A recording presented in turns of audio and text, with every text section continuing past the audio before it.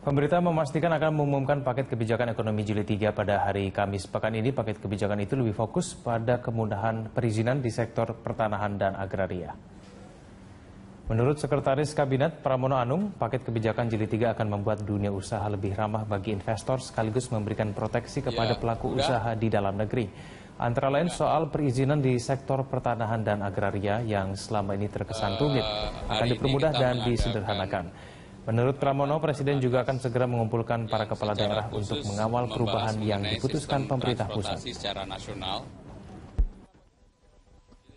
Hal yang segera akan dilakukan dan diumumkan, mudah-mudahan pada hari Kamis nanti akan kami umumkan, yaitu mengenai kemudahan perizinan di sektor pertanahan dan agraria, yaitu sektor yang selama ini sangat memberikan kesan kerumitan bagi siapapun, nanti akan dipermudah dan mudah-mudahan sekarang sedang dihitung, angkanya itu benar-benar signifikan untuk penyelesaian proses perizinan. HUT TNI yang mengambil lokasi di Dermaga Indah, Kiat, Cilegon, Banten, ada ribuan atau belasan ribu prajurit tepatnya Rike yang upacara HUT TNI yang ke-70, TNI mengerit yang merupakan gabungan dari Angkatan Udara, Angkatan Darat, dan juga Angkatan Laut.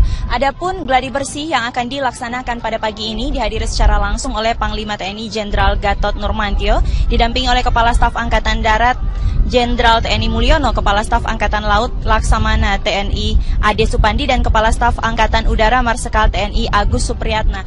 Rika, nanti pada saat gladi bersih ini dimulai, tepatnya nanti bagaimana kira-kira gambaran acara pada saat atau puncak peringatan tanggal 5 Oktober 2015 nanti defile akan masuk dari sisi kiri panggung, tepatnya yang berada di samping, hingga berakhir di bagian kanan panggung, dan bisa dilihat ini sudah ada begitu banyak alutsista Rika yang disiapkan, baik kapal tempur dan juga memang dalam rangka HUT ke-70 TNI ini, tahun ini atau tahun 2015, TNI mengambil tema bersama rakyat TNI kuat, hebat, profesional, siap mewujudkan Indonesia yang berdaulat, mandiri, berpribadian. Adapun juga perlu kami informasikan bahwa pasukan yang terlibat parade dan defile adalah Batalion Gabungan Pamen TNI dengan jumlah personil sebanyak 269, Brigade Upacara 1 Gabungan TNI sebanyak 809 personil dan terdiri dari POM TNI, WAN TNI, dan Akademi TNI.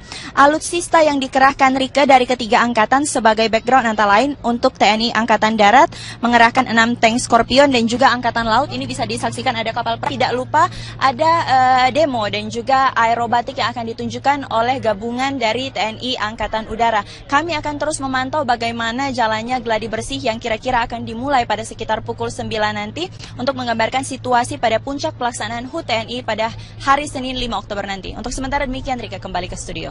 Terima kasih Jessica Wawor melaporkan. Kita ke informasi lain, pemirsa. Selain persoalan kabut asap, kini listrik padam di Sumatera Selatan menjadi permasalahan. Selain aktivitas terganggu, warga juga menanggung kerugian akibat listrik padam. Kita bergabung dengan Yarnes Poni.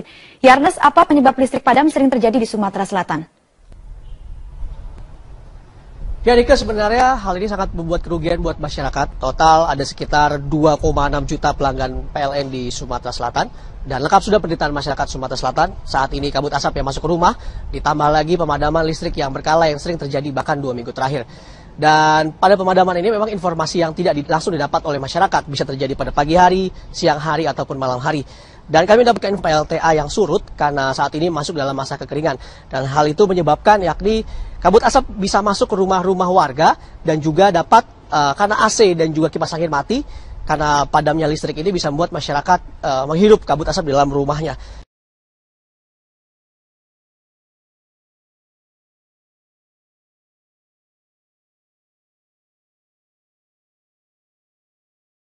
Pihak PLN. Dengan kondisi musim kemarau sekarang, beberapa PLTA itu tidak bisa beroperasi. Kalaupun bisa. Tapi juga jadi, dan PLN menyatakan defisit daya sekitar 225 sampai dengan 240 megawatt. Berikut petikan wawancara dari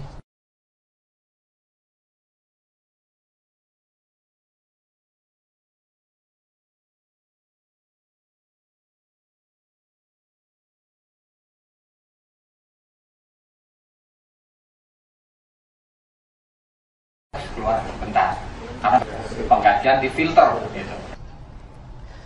Dampak kerugian ekonomi, material, semua terus terjadi bagi masyarakat Sumatera Selatan karena padamnya listrik ini. Bahkan kadang-kadang terjadi pada malam hari dan juga membuat jarak pandang sangat tipis. Rika? Bersolusi untuk mengatasi ini. Ya Rika, sebenarnya ada beberapa solusi untuk dapat bagaimana saat ini masyarakat bisa tetap menggunakan listrik. Namun ada beberapa tanggapan dari masyarakat mengenai padamnya listrik di Sumatera Selatan ini. Ganggu ya Mbak ya, genset itu hanya bisa untuk nyalain aja, tapi untuk kayak telepon, kayak jaring internet itu kita mati total. Sangat terganggu benar dengan kejadian kayak gini dan matinya juga sangat lama gitu loh. Dari mati lampu ini sendiri kerugian kita banyak banget. Dari kerugian materi, terus dari waktu juga, kita kan mau ngangkat-ngangkat yang genset itu, keluarin genset, terus mau isi bensinnya juga, itu kan perlu uang yang banyak. Itu kurang lebih hampir 2 mingguan. Iya, mati lampu udah 2 minggu. Jadi pasien kan nggak yang datang. Susah beraktivitas. Rika, masih ada opsi-opsi lain bagaimana harus dilakukan PLN ataupun masyarakat untuk dapat menyikapi hal ini. Bersama saya dengan pengamat elektronik, Pak Abdul Rahman.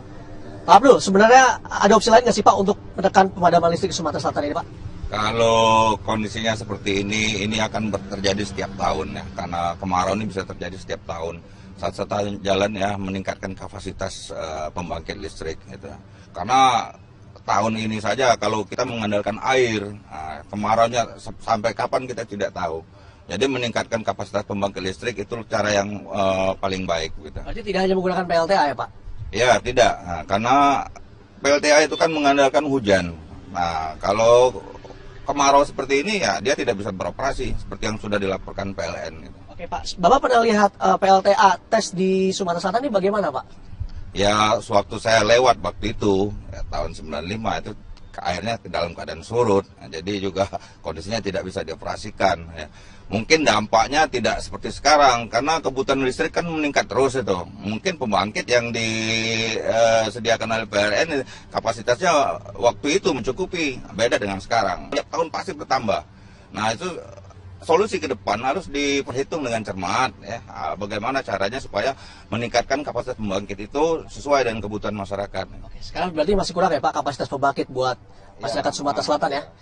Itulah petikan salah satu wawancara saya bersama dengan pengamat elektro. Memang PLN harus mengambil sikap untuk dapat membantu masyarakat Sumatera Selatan ini karena saat ini defisit listrik terus masih terjadi. Rika. Terima kasih Yarnes Foni bergabung langsung dari Palembang, Sumatera Selatan. Menggunakan jalan darat hanya membutuhkan waktu sekitar 20 menit saja. Dan terkait dengan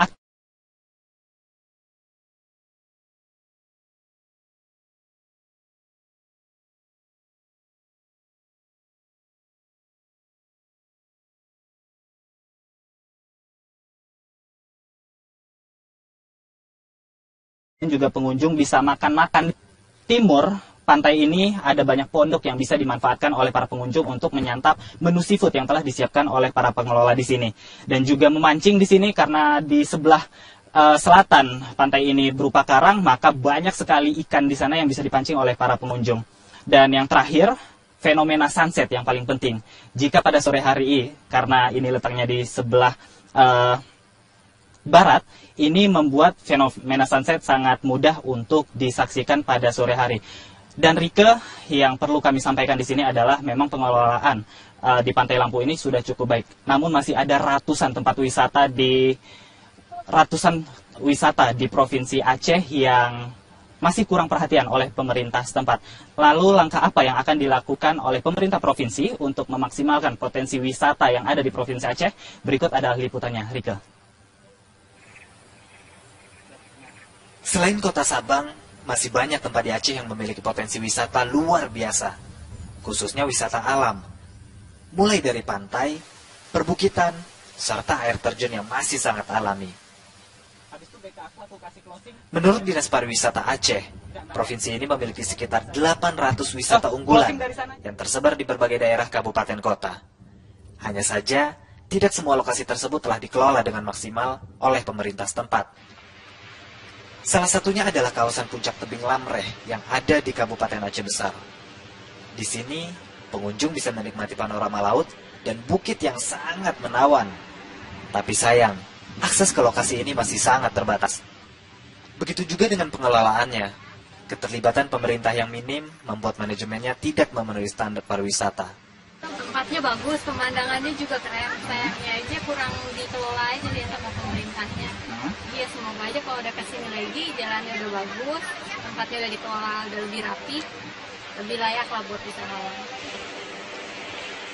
Menanggapi hal ini, Dinas Pariwisata dan Budaya Aceh akan lebih gencar